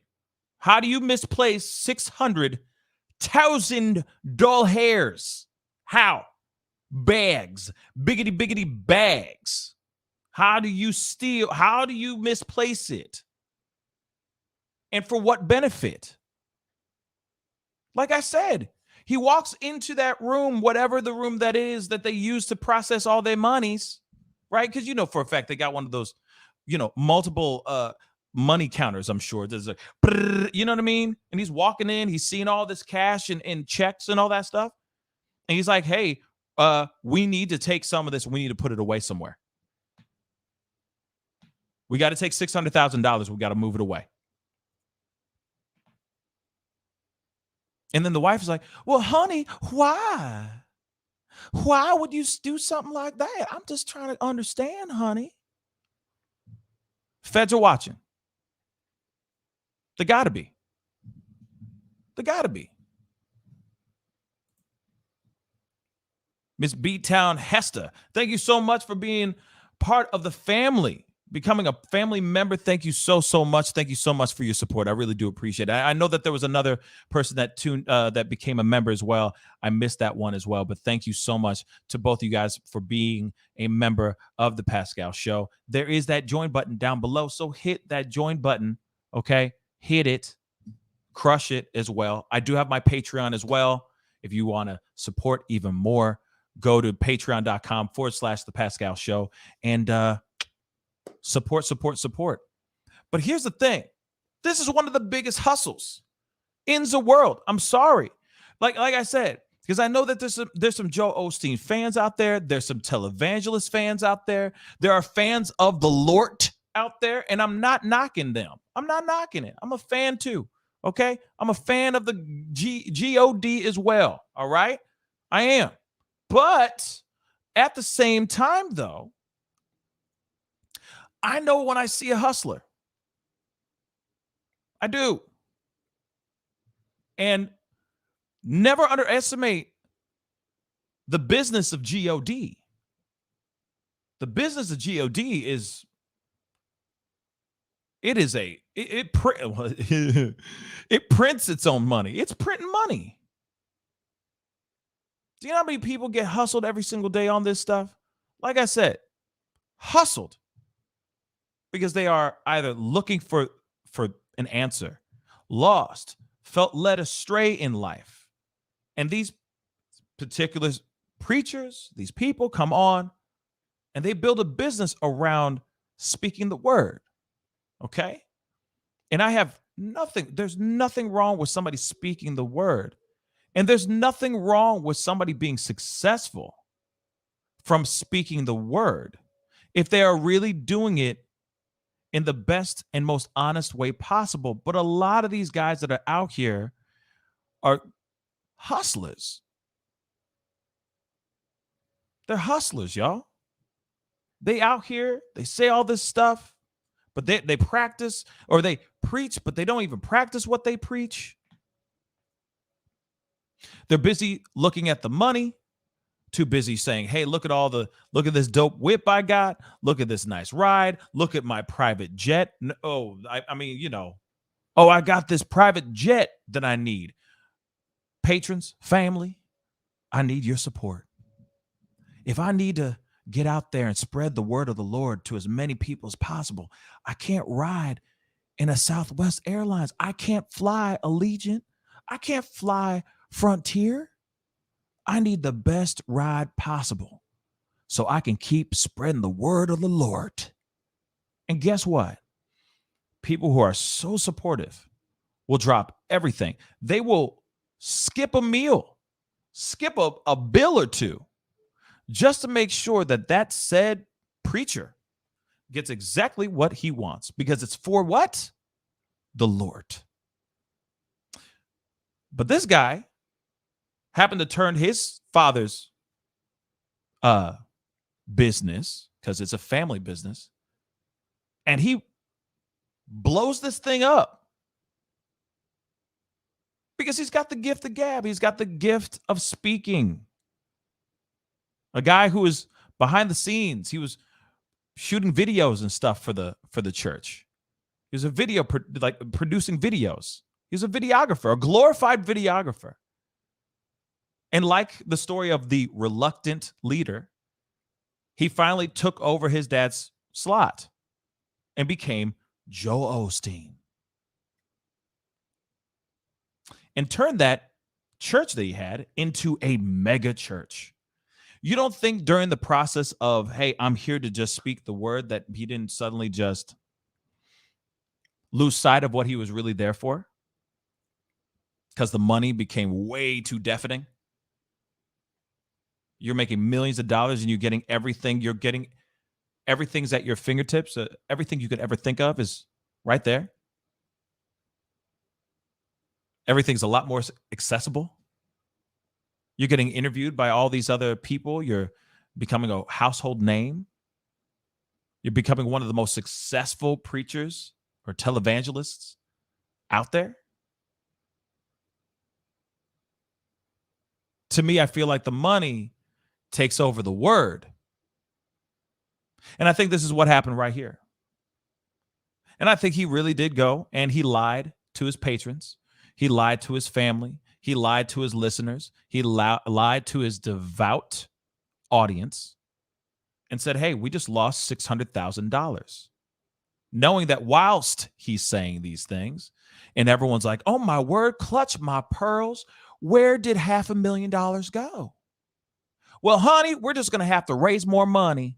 Whilst that is all going down, they are plastering that money into a wall right next to a shit bowl.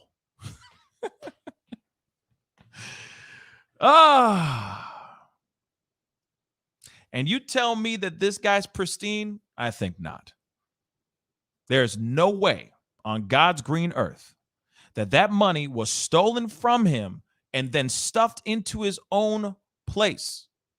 $600,000 worth of checks and cash. There's a reason why that stuff was stuffed.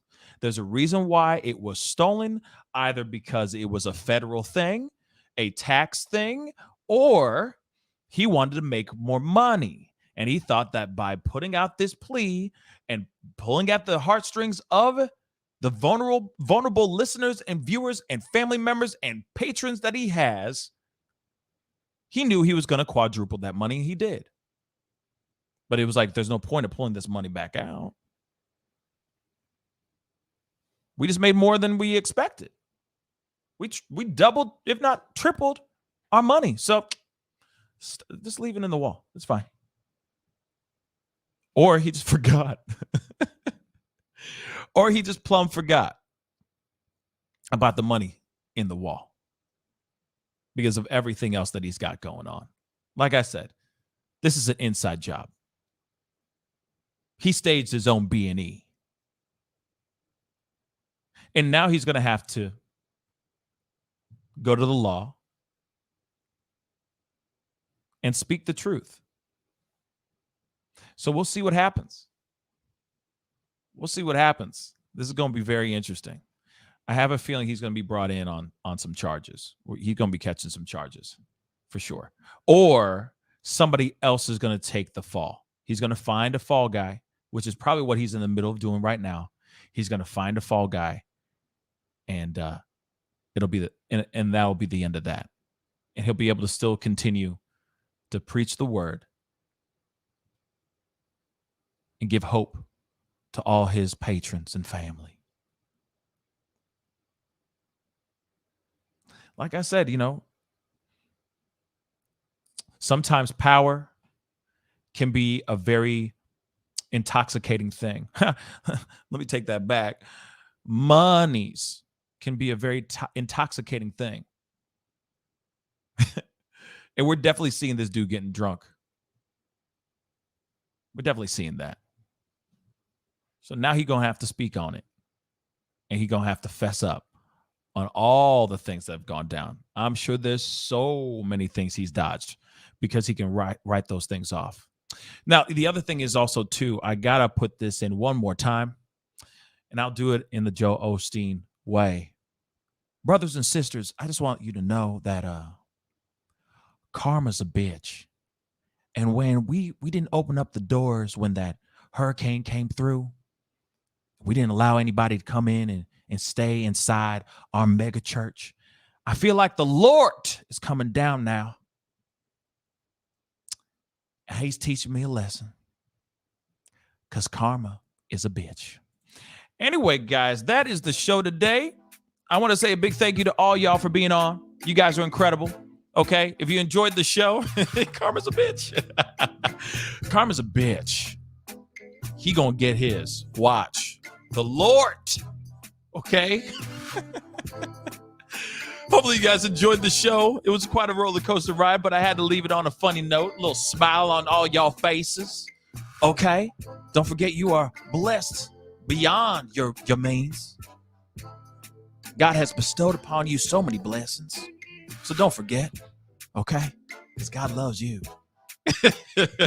You think I haven't seen a Joe Osteen video or two? I have. And then I saw how messed up he was. And then I chucked up the deuces. He was a motivational preacher.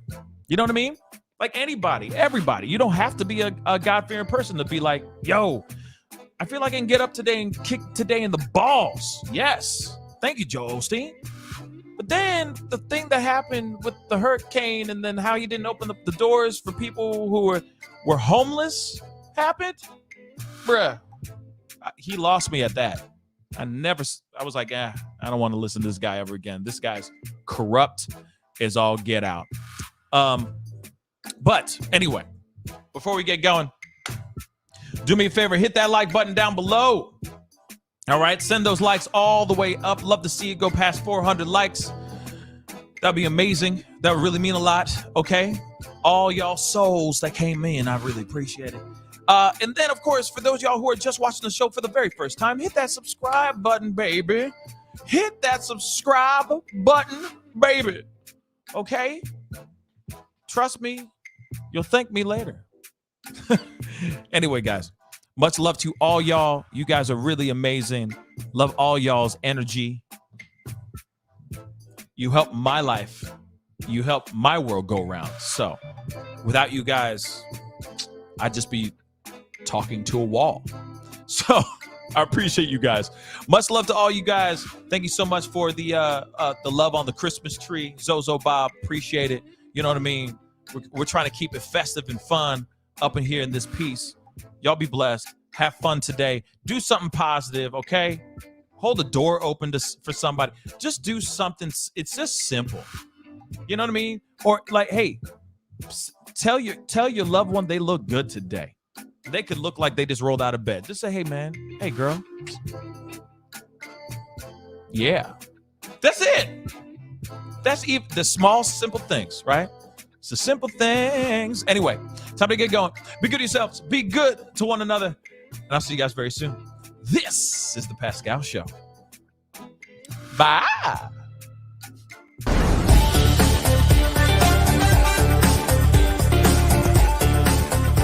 You're going to perform tonight. I can't make this interview boring because this man is too exciting as a host.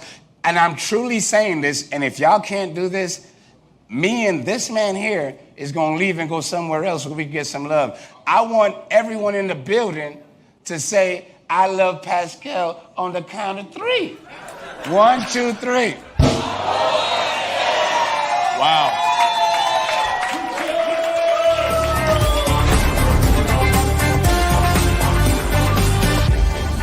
Homeowners and property managers, if you're looking for effective and humane ways to remove wild animals and deal with the damage that they have caused, we have good news for you. Introducing Wildlife Command Center. We are the only wildlife company that checks 70 different areas on a structure to determine the answers to the following questions. For more information, call us now.